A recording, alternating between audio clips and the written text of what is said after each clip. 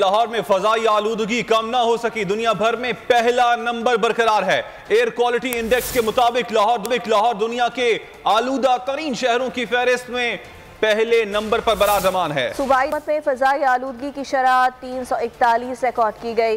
पंजाब के मुख्तलिफ इलाके धुंध की लपेट में हैं और काड़ा में, रेनाला खुर्द, शेरगढ़, अख्तराबाद में धुंध ने मंजर धुंधला दिए। शदीद धुंध के बायस हद निगाह इंतहाई कम। तर्जुमान मोटरवे पुलिस के मुताबिक मोटरवे M3 को फैजपुर से समुंदरी और दरखाना तक धुंध के बायस बंद कर दिया गया।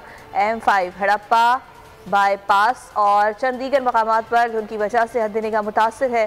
तर्जुमान मोटरवे पुलिस का कहना है ड्राइवर हजरात फॉग लाइट्स का इस्तेमाल करें, गैर ज़रूरी सफ़र से इज्तनाब किया जाए। इंतहाई ज़रूरी सफ़र से पहले मोटरवे पर धुंध की सूरत हाल मालूम की जाए।